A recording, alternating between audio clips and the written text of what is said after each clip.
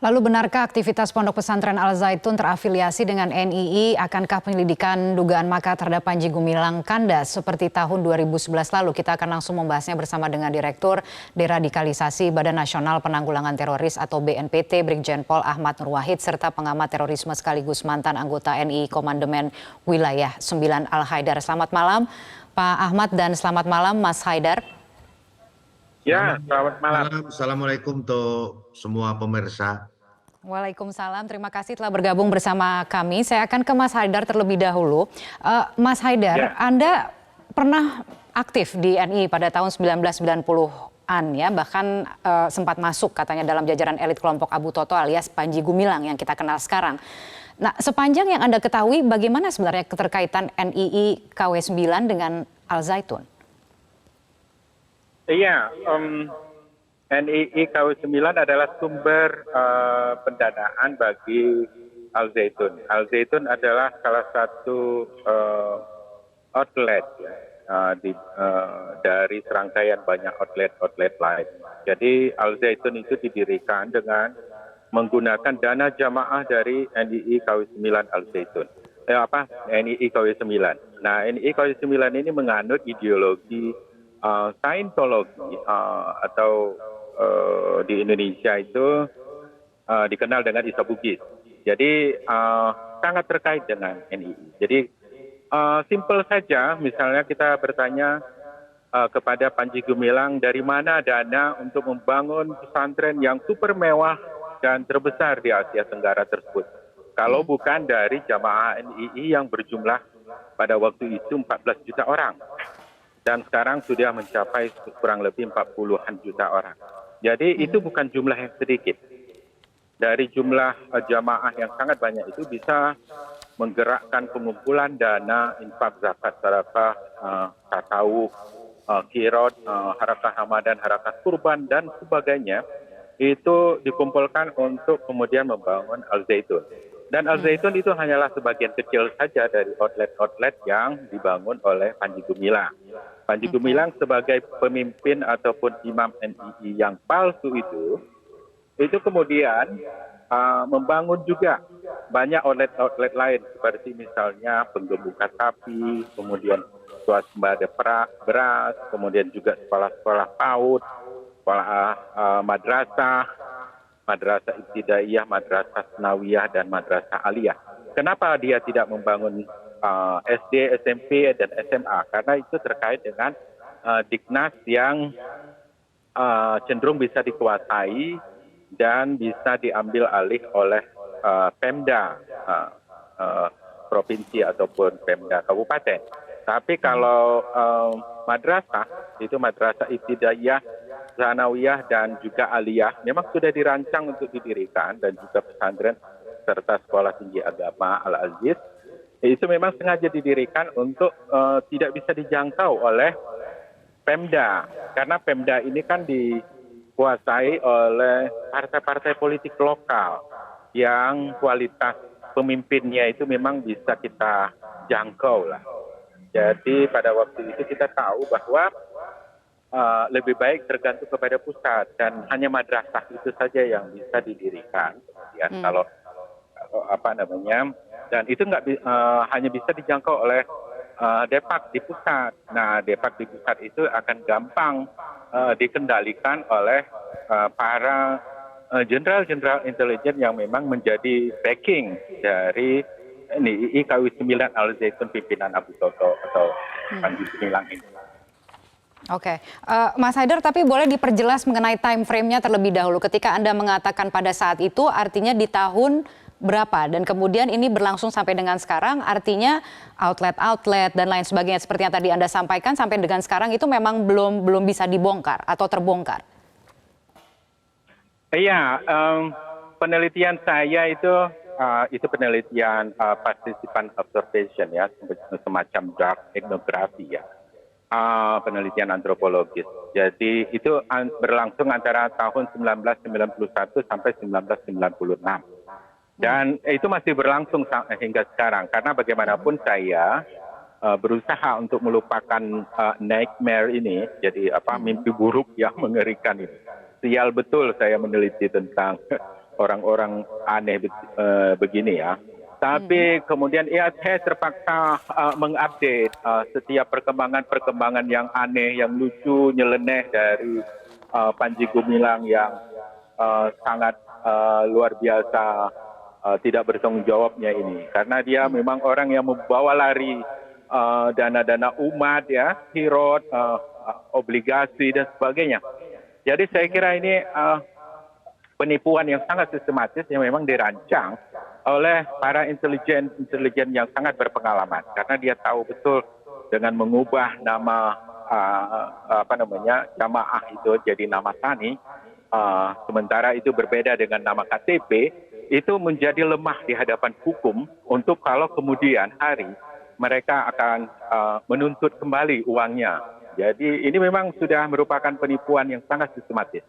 Jadi saya kira memang ini pesantren ini Panji Gumilang ini harus disidik, harus dipenjarakan, tidak usah terlalu lama-lama, 100 atau 200 tahun seperti yang biasa berlangsung di Amerika ya. Tapi kemudian kalau bisa juga digantikan dengan pemimpin yang baru, yaitu misalnya Ustadz Adi Hidayat. Tapi ada beberapa orang-orang dalam seperti Imam Prawoto, kemudian Agus Sedayu, kemudian orang-orang lainnya yang menjadi fungsionaris dan penganut ajaran-ajaran Isa Bugis, lembaga kerasulan ini, itu memang harus dienyahkan dulu oleh Departemen Agama untuk membersihkan aliran yang sesat ini. Oke, ini kan ada dua hal, ada soal ajarannya, ada juga soal penggalangan dananya, begitu ya. Saya ingin beralih ke BNPT yang di sini sudah ada Pak Ahmad. Begitu kalau kita bicara soal penggalangan dana, BNPT pun juga akan ikut dilibatkan untuk meneliti juga terkait dengan ajarannya gitu. Nanti keterkaitannya seperti apa, sejauh mana nanti BNPT akan bekerja sama dengan PPATK.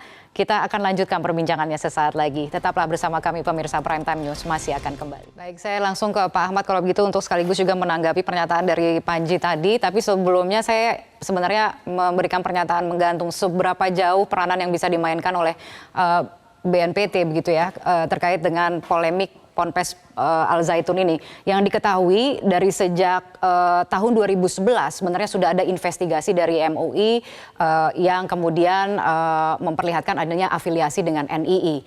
Nah, sejauh mana kajian yang dimiliki oleh BNPT dilakukan sekarang terkait dengan Al Zaitun ini?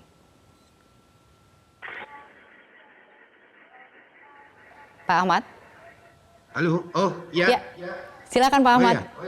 Jadi begini, BNPT itu adalah lembaga non-kementerian di bawah pemerintah yang bertugas merumuskan kebijakan, mengimplementasikan dan mengkoordinasikan segenap stakeholder terkait, yaitu berkaitan dengan penanggulangan terorisme sebagaimana amanah daripada Undang-Undang Pemberantasan Tindak Pidana Terorisme nomor 5 tahun 2018. Juntonya adalah PP nomor 77 tahun 2019.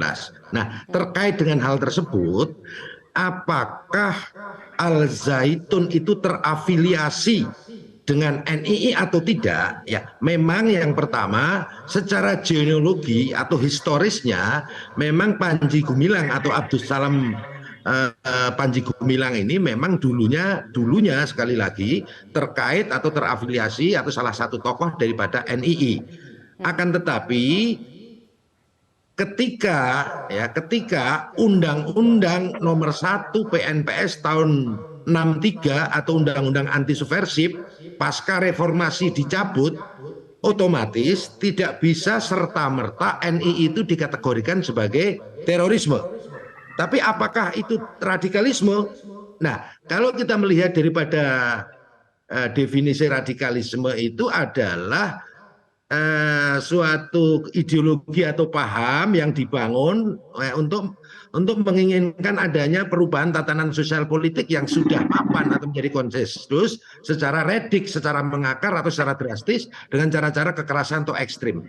Dalam perspektif ini maka bisa diduga kuat paham takfiri yang selama ini dipahami oleh NII ataupun oleh kelompoknya Abdussalam Panji Gumilang itu memang awalnya mereka ingin mendirikan negara agama atau berdasarkan syariat Islam ataupun khilafah, dan pahamnya adalah takfiri dengan mengkafirkan orang lain yang berbeda. Dari perspektif ini maka dapat dikatakan sebagai kelompok radikal. Tetapi sekali lagi negara kita pasca dicabutnya undang-undang anti subversif tidak bisa menjangkau ya terkait dengan radikalisme, tetapi bisa kepada terorisme. Nah, sementara untuk bisa menerapkan Undang-Undang Tindak Pidana Terorisme atau Undang-Undang Nomor 5 tahun 2018, maka harus ada ketetapan pengadilan yang memasukkan NII ya sebagai list DTTOT, daftar terduga terorisme dan organisasi terorisme, sebagaimana misalnya kayak Jamaah Islamiyah, Zaman Ansarud Daulah, Zaman Ansarul Khilafah, Zaman Ansarut Tauhid, dan lain sebagainya. Sehingga ketika Densus 88 anti teror sebagai eksekutor dalam penegakan hukum tindak pidana terorisme pernah menangkap 35 tersangka terorisme ex NII yang terafiliasi dengan Al Zaitun, maka bukan karena ex NII-nya, tetapi dia adalah NII dan sudah bergabung dengan Jamaah Ansarud Daulah dan lain sebagainya yang sudah masuk di dalam list DTTOT. Nah, kemudian yang kedua, apakah penanganan Panji Gumilang itu menjadi ranah BNPT? Sejauh ini BNPT tetap peduli, yaitu dilibatkan oleh Kemenko Polhukam untuk melakukan pengawasan atau monitoring, kemudian pendalaman ataupun penyelidikan ya terhadap Al Zaitun terkait dengan dugaan atau indikasi kuat terafiliasi dengan jaringan NII. Nah, akan tetapi tetap penanganannya sejauh ini harus kita serahkan, karena kita kan negara demokrasi yang harus menjunjung tinggi supremasi hukum ya, di mana hukum itu harus benar-benar bisa ada instrumen yang menjamin adanya keadilan, kepastian dan kemanfaatan. Maka penanganan yang pertama yang dilakukan oleh Polri dalam hal ini Bareskrim Polri mendasari kepada laporan-laporan yang sudah masuk dari masyarakat maupun dari para ex Al Zaitun maka dengan undang-undang pidana umum. Jikalau nanti ditemukan bukti-bukti pada pidana khusus, maka juga akan dilakukan sebagaimana pasal-pasal di dalam tindak pidana khusus, misalnya kasus TPPU atau mungkin kasus-kasus terkait penggalangan dana tentang undang-undang filantropi dan lain sebagainya. Nah, akan tetapi yang harus kita perhatikan adalah terkait dengan kegiatan-kegiatan formal, yaitu yayasan pondok pesantrennya, yaitu Al Zaitunnya sendiri, karena kan memang selama ini secara kurikulum juga mengikuti Kementerian Agama maupun mengikuti pondok pesantren pondok pesantren di Gontor ya, sehingga untuk keterkaitan dengan NII atau apa, mungkin kalau memang nanti ada bukti-bukti kuat, barangkali nanti polisi juga akan tindak pidana khusus terkait makar dan lain sebagainya. Tapi sejauh ini yang harus kita perhatikan adalah kami mengkoordinasikan tentang mitigasi bagi para santri yang ada di Yayasan Al Zaitun itu sendiri. Kita akan masuk ke situ Pak Ahmad, karena kemudian sepertinya langkah yang akan diambil oleh pemerintah paling tidak ya bisa kita simpulkan sementara yang harus diselamatkan itu adalah ponpesnya, begitu dipisahkan pimpinannya, ponpesnya tetap akan diambil alih atau akan dikelola dan tidak akan dibekukan, tidak akan dibubarkan, seperti itu ya arahnya yang kita lihat. Nah, bagaimana menjamin bahwa ajaran-ajaran yang menyimpang dalam tanda kutip, dugaan paling tidak adanya ajaran menyimpang itu tidak terjadi begitu di Ponpes Al Zaitun, terutama terhadap santri-santri yang bersekolah di sana. Itu yang kita akan bicarakan, kita diskusikan selesai pariwara berikut ini. Pemirsa, Anda kembali bergabung bersama kami. Kami lanjutkan perbincangannya. Saya ke Mas Hadar terlebih dahulu. Ada soal penggalangan dana sebenarnya yang ingin saya gali lebih lanjut gitu ya, bahwa dikatakan sebenarnya penggalangan dana atau bagaimana dana itu digunakan, dari mana sumbernya, itu bisa menjadi pintu masuk untuk membuktikan banyak hal. Tidak hanya soal pidana umumnya, tapi juga pidana khususnya. Diketahui Panji Gumilang memiliki 200 sekian rekening dengan 6 nama berbeda. Ditambah pula juga ada beberapa puluhan rekening atas nama Al Zaitun begitu. Apakah ini sesuatu yang wajar? Yang Anda ketahui pola-pola penggalangan dananya masih seperti dulu atau seperti apa? Ya, pola penggalangan dananya masih seperti dulu. Jadi ini tidak wajar ya seseorang dengan identitas yang banyak ya, yang multiple identity, ada sampai 6 namanya. Jadi ada Abdul Salam, ada Abdul Salam Rasidi, ada Panji Gumilang, ada Abu Ma'arik, ada Abu Toto, macam-macam lah namanya. Nah, ini kan sebuah tindakan pengelabuan identitas yang memang memiliki motif-motif tertentu untuk tindakan melawan hukum, terutama tindakan money laundry. Jadi apa ya, boleh dikatakan ini adalah sebuah tindakan money laundry yang sangat terencana yang dilakukan oleh Panji Gumilang. Dan pola money pengumpulan laundering dananya artinya memang mencuci uang untuk siapa, Mas Haidar? iya, Mencuci uang untuk dikumpulkan siapa, atas sumbernya nama- dari mana, kemudian penggunaannya itu untuk apa? Apakah memang outlet-outlet yang Anda sebutkan ini yang rata-rata itu adalah organisasi pendidikan, begitulah. Ini mereka yang memang hanya Ya, kedok betul. saja, begitu. Oke. Ya, dikumpulkan dari jamaah NII ya. Mereka bilang bahwa nanti menjelang Futuh Mekah, kemenangan NII, mereka harus mengumpulkan banyak dana uang dan kemudian mereka akan membuat pendidikan, kemudian macam-macam lah. Dan ini kan pengelabuan ya, penipuan terhadap umat.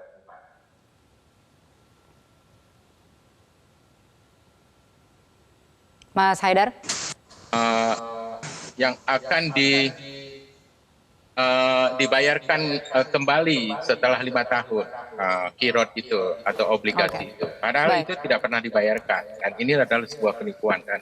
Kemudian dana itu dicuci untuk untuk mendirikan pondok pesantren. Dan Baik. pertanyaan paling sederhana yang perlu diajukan oleh penyidik kepada Panji Gumilang adalah dari mana dana untuk mendirikan pesantren terbesar dan terluas dan Ya, Mas Haidar, nampaknya hubungan kami terputus, ada sedikit gangguan audio. Saya beralih ke Pak Ahmad kalau begitu untuk melengkapi. Kalau kemudian dikatakan aliran dana ini bisa menjadi pintu masuk, Pak Ahmad, Ya.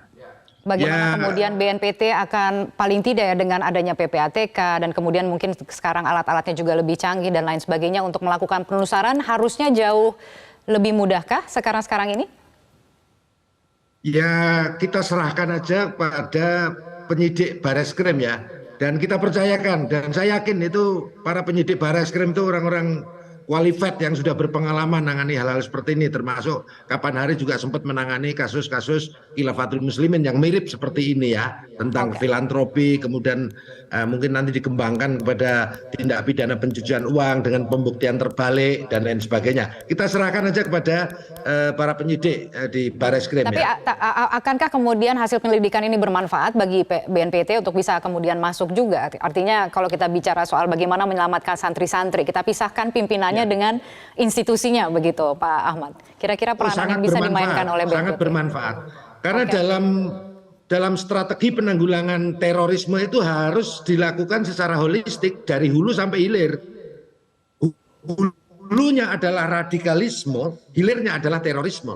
Sehingga pola-pola pencegahan ya, pencegahan mulai dari hulu termasuk kasus-kasus kayak Al Zaitun, kemudian Khilafatul Muslimin ataupun kelompok radikalisme yang lainnya itu penting sekali di dalam rangka mitigasi ataupun pencegahan ya.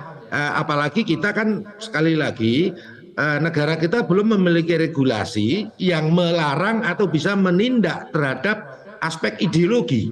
Ya meskipun ideologinya itu terbukti radikal, tetapi belum ada regulasi yang bisa menjangkau hal tersebut, kecuali ideologi komunisme, Marxisme, dan Leninisme, di mana larangannya pada TAP MPRS nomor 25 Romawi tahun 1966 dan Undang-Undang nomor 27 tahun 1999. Tetapi ideologi yang lain, yang misalnya khilafahisme atau pihak-pihak atau kelompok-kelompok yang ingin mendirikan negara agama dan lain sebagainya itu belum ada. Nah kita tunggu aja. Sebenarnya negara atau pemerintah sudah menetapkan tentang undang-undang atau KUHP yang baru ya. KUHP yang baru itu kalau tidak salah pasal 188 itu mengatur tentang pidana terhadap semua ideologi yang bertentangan dengan ideologi negara Pancasila. Tetapi kita ketahui bahwa KUHP yang baru ini kan masih dalam masa sosialisasi. Jadi masih berlaku kemungkinan nanti di tahun 2025 ya. Nah, nanti kita otomatis untuk terkait Al Zaitun ini kita serahkan aja kepada para penyidik ya, biar simultan dan paralel ya. Di satu sisi adalah penanganan secara yuridis pidana, baik itu pidana umum maupun nanti kalau ketemu bukti-bukti yang kuat bisa mengarah juga ke pidana khusus ya. Kemudian kita juga berkolaborasi dengan stakeholder terkait dalam ini Kementerian Agama dan lain sebagainya untuk mitigasi terhadap para santri, dan yang paling penting juga kita berkolaborasi dengan kepolisian, TNI, Polri ya. Untuk apa? Untuk menjamin stabilitas Kamtibmas, karena kan pasti akan berdampak atau berimplikasi di masyarakat begitu. Ya, Anda mengatakan tadi mitigasi terhadap santri, apa kiranya peran yang bisa dimainkan oleh BNPT? Seberapa kemudian apa yang bisa dilakukan untuk memastikan bahwa santri-santri ini tidak terpapar ajaran yang menyimpang? Ya. Nah, kebetulan untuk BNPT ya itu kan memiliki instrumen untuk melakukan screening yang dikasih nama API BNPT.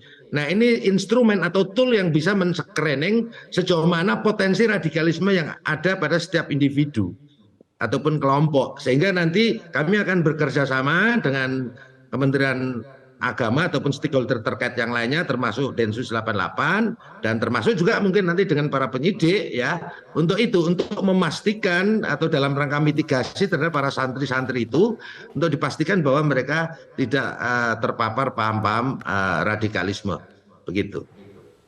Oke, baik, terakhir Mas Haidar, kita melihat perkembangan kasusnya seberapa optimis bahwa kali ini bisa terungkap sampai dengan ke akar-akarnya? Mas Haidar?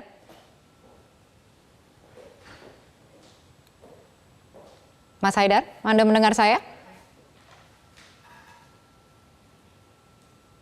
Ya, oke, baiklah kalau begitu nampaknya ada gangguan audio ataupun teknis. Kita sudahi dulu kalau begitu perbincangan diskusi kita pada petang hari ini. Terima kasih sekali lagi Pak Ahmad telah bergabung bersama kami, kemudian juga Mas Haidar.